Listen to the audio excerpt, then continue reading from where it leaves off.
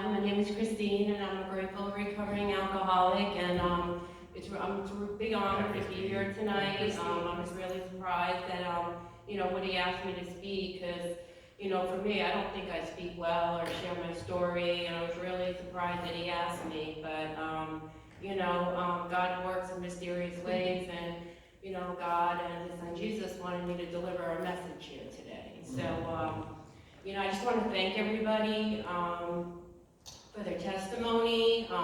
Russell, Jackie, Gia, if I'm saying it correctly, Fred, who's no longer here, Michael, and my heart goes out to you, Michael. I never lost a son, but I did lose a grandson.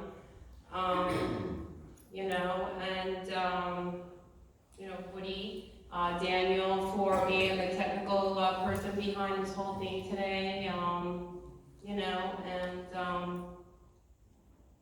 And I just want to welcome everybody also on Facebook and on Zoom today. So my sober date is January 25th, 2017. I just celebrated 5 years the other day. And it's through the grace of God and His Son Jesus and allowing Jesus to work through my life that I am standing here a sober woman today. And I have a much different life than I did when I first came in the room, but this is a journey and I have a long way to grow, and while I'm pursuing the love of Jesus. So a little bit about my background. I grew up in a household where there wasn't alcoholic drinking, but I had a father that was he had a problem with anger, and he was a workaholic. And he was emotionally and physically abused as a child, and I came to learn that he just didn't have it in him to have a relationship with his children. So I grew up, Jackie, I related to some of your story. I grew up where our parents had us going to St. Patrick's Church. We went to parochial school, we were in church, we had a house in the suburbs, we had a boat, we had a trailer, we went on vacation. We had what we needed. We didn't have a lot of extras, but we had clothes and new shoes and braces or glasses or whatever you needed. But behind the scenes, there were things that were very dysfunctional.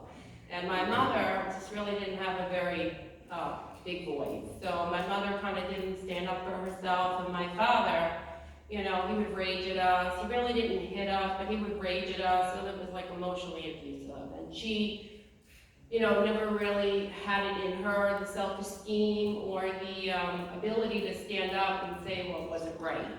I guess she grew up and really just accepted that. We tried to teach her later on in life that that wasn't normal, but she didn't really understand that. So it kind of left me, with feeling unloved. I always wanted this relationship with my father, and you never got it, and all you got was rejected. And I got all this negative attention, and, so I felt very unloved, wasn't accepted. I became a people pleaser because I wanted people to like me. I avoided situations because I never wanted to trigger his anger. So I learned to fear him and fear authorities. So, I grew up and entered high school, and, I started to drink alcohol, and it was like, that was like the answer to life, because I could escape from myself, and, I'd feel more comfortable, and that created problems for me. Like you, Jackie, I kind of cut school. I was a smart individual, but I didn't apply myself, so when I did study, I could pull off a B or an A, and for the average, I barely graduated from high school. I had a 69 average. But in senior year in high school, I overdosed on alcohol. I was in the ICU. My parents were concerned about me, and, they put me in a program, and I'm not quite sure what kind of a recovery program it was, whether it was Alcoholics Anonymous or something else, and, I kind of played along with it, but in the back of my mind, I knew once the water settled that I was going to go back and drink again, and I did that. And through college, and I got into cocaine, and it was about going to college. It was working to make money as a waitress in Glen Cove Mansion. I grew up in Glen Cove, New York, and then it was party at night, kind of burning the candle at all ends. And I ended up meeting my ex-husband and kind of dropped out of school, 66 credits. I always had a goal of being a nurse, but I never really completed anything. So we got married, and I like to drink, I like to do cocaine, and he liked to smoke pot, he liked to drink, he liked to do cocaine, so it was like the perfect marriage. Right? Yep. Like wine, like people think alike, So anyway, so we ended up having 2 children, and after I was good during my pregnancies, and between my first son and my second son, we did cocaine with this couple on the weekends and play cards and drink, and always wanting to be a nurse and just never finding. I could never really find my way. So after my second son was born, I decided I didn't want this life anymore, and I wanted to do something different. So I just decided to go back to school, and I met somebody in school. I was going to Miami-Dade. I actually lived down here for 13 years, even though I grew up in New York. And I said to her, my ex-husband, we ended up putting him, after my younger son was 2 years old, into a rehab, because he had a bad problem with cocaine, pot, and some alcohol. So he did begrudgingly agree to go to rehab. And I never, when he was going through the program, ever saw that I had a problem with alcohol. And I always thought it was him. He went through his 30-day program. At the time, there wasn't like mental health, wasn't part of our insurance. So we paid at the time in 1989, $18,000 cash for this recovery program up in Cross+Florida.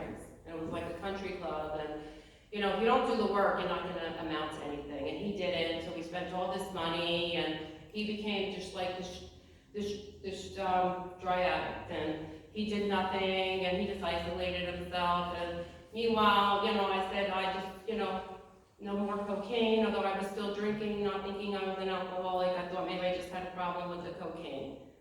So anyway, things just weren't working out. I was trying to make it through nursing school and raise the boys in some normalcy. We ended up, he ended up going back using. We ended up getting a divorce. And I ended up moving back to New York, because that's where my whole family was. And 3 months into my return to New York, he ended up dying of a drug overdose. So at age 13, my boys lost their father.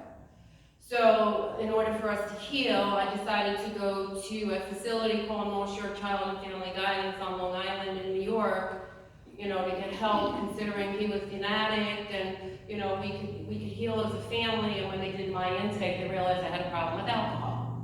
So they kind of directed me into the rooms of AA. I went to 2 meetings, and there was somebody speaking in a room like I'm doing now in front of 50 people, and I'm like, oh my God, I could never imagine doing that. I didn't do that. I ended up, I'm like, okay, I buy the big book, and women were coming up to me, they wanted to sponsor me, they wanted to befriend me, and I wanted nothing to do with it. I said, okay, I'll just do this on my own.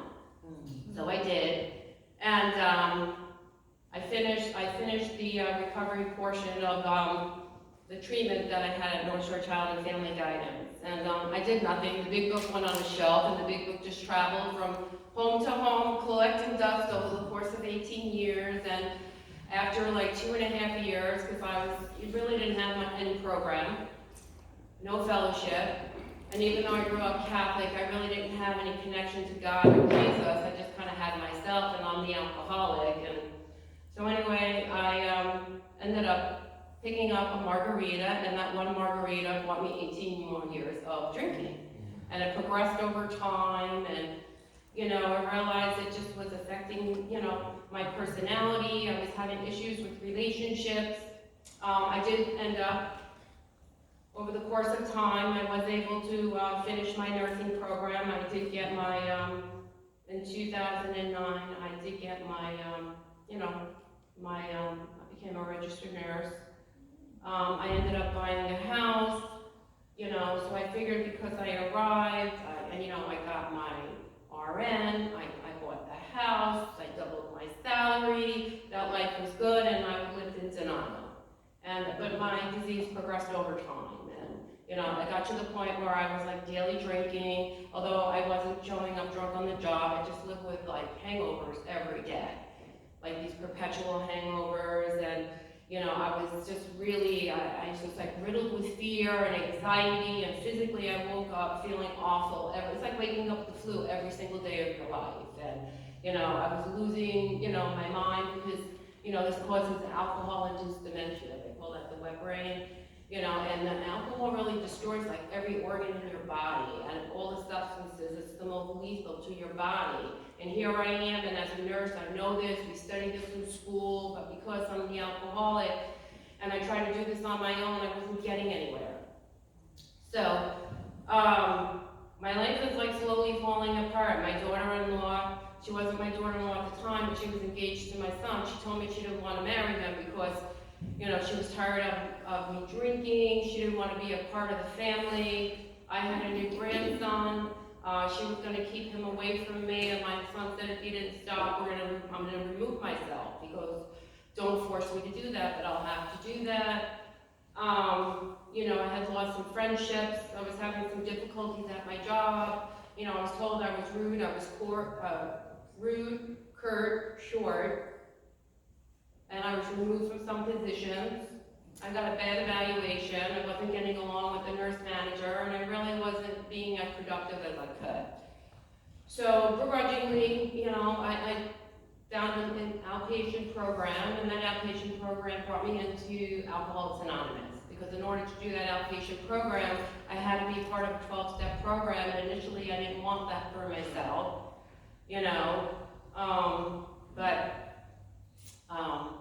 I agreed to go back. So I'll dial back to story. So when I went to those 2 meetings, I was sitting in a girlfriend's house.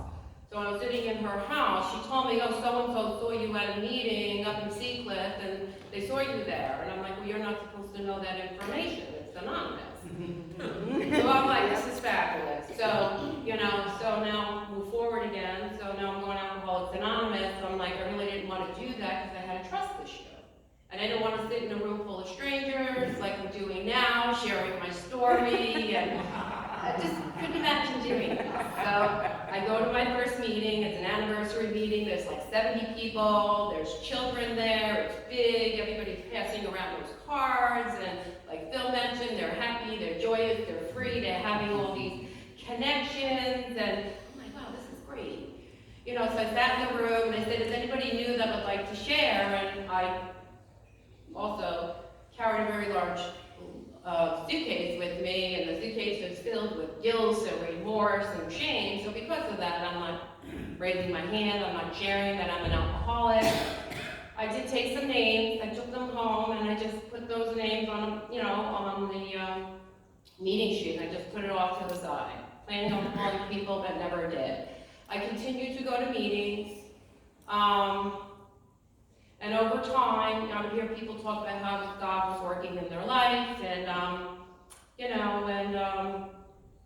I kind of got situated. I did a lot of different meetings. Eventually, I settled into a home group. I did everything they said, get a commitment, so I started helping people do coffee, put away the chairs. I try to meet people, make some connections. I bought like every book, so within the first week, I think I had the 12 and 12, I had the big book, I had the daily reflections, I had Living Sober, I had the Grapevine, I had like every book you can imagine. And then I was linked into Hazelton, and Hazelton has 6 books that you could read on all different kinds of addictions. So I was tapped into this, and thinking, I'm going to be like the A student in Alcoholics Anonymous and just really give it my all and everything else. So I find my sponsor, we start doing some step work, and I did that. And then at the end of my first year, my sponsor invited me to go to a retreat. A women's retreat out on Long Island. It was on step 10, 11, and 12. So at this point, I was working step 10 with my sponsor. We go to this meeting, and it's led by Sister Barbara. So it shocked me about Sister Barbara. She was a nun for 30 years, but she didn't have a relationship with God. So you would think that she's a nun, she's in this all this time, that she'd have a relationship with God, and she lied, and she stole, and she did all the things that we did, in our insanity with our alcoholism. kind of surprised me. So she shared her stories, and we worked step 10 and 11 and 12, and then we watched this movie called War Rooms. And War Rooms is about the power of prayer and how prayer transformed this one woman's life. Her marriage with her husband was failing, and she had a lot of anger and bitterness, and one of her clients introduced her to prayer and getting closer to God and praying and allowing God and Jesus to work in her life, and it basically gave her back a new life. And I'm like, wow, I really want what this woman had in the movie, and this was my pivotal point to kind of grow and to get closer to God, get closer to Jesus. So my second year, I had met my partner first year. They did say never date anybody in the first year of your sobriety, but I am a rule breaker. So I met Phil about 4 months into sobriety. We're both rule breakers. So anyway, we decided we were going to go to Bible study, we were going to go to church, and just kind of really grow our spirituality, and that's what we did. So, I got connected. I really started to learn to pray every day. I wasn't really praying much then. I was only praying at the meetings. So I started to learn all these different prayers, and reading scripture and trying to live by the scripture. And, so I just, been growing in that sense and trying to getting closer to Jesus and God. So, Jesus has definitely worked in my life. And, each year I try to do something different.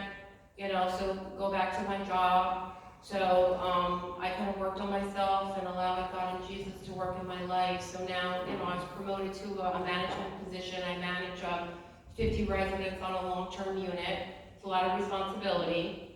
I have to oversee everything about them, about their care, see that they, have the right care, and the orders are carried out, and that they're cared for, and if they need to go to the hospital, they go to the hospital, and,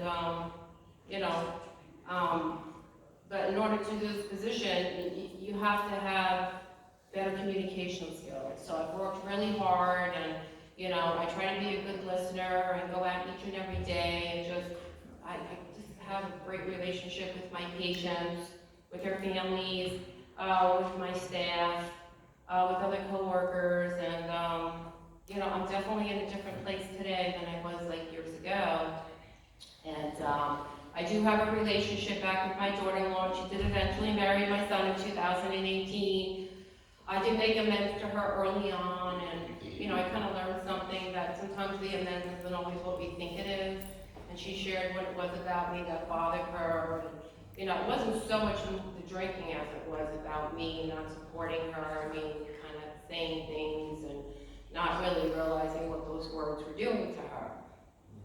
They always say restraint of pen and tongue, or pause, pray before we proceed with what we say, because words can be damaging. So, I have a good relationship with her today.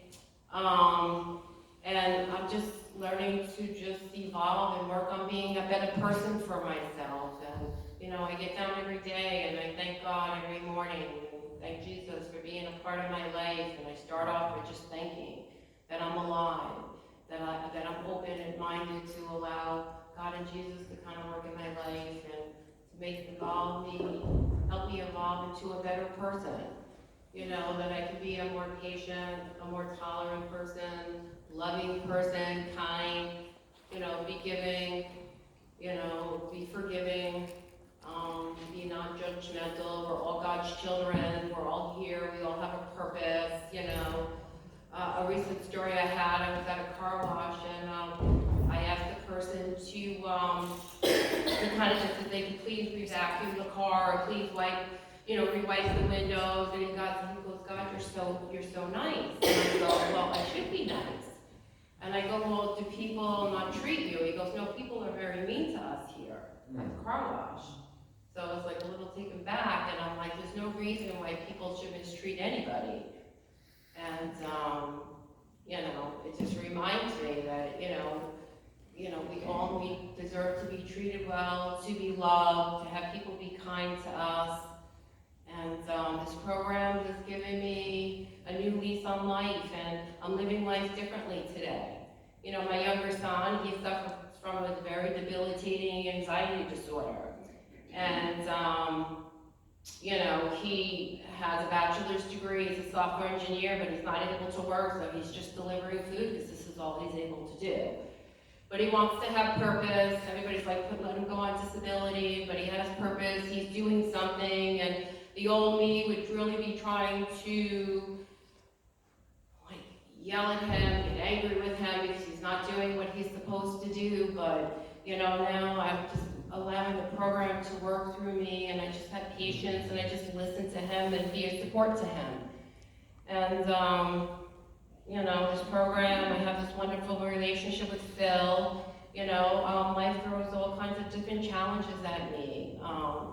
But, you know, with having Jesus in my life and God in my life, I can get through any situation, you know. So, that's it. So I'm really grateful to be here today, and, you know, I have a lot of gratitude for this program. You know, like I said, I'm a different person today, although I keep evolving each and every day. So that's it from me. Thank you so much.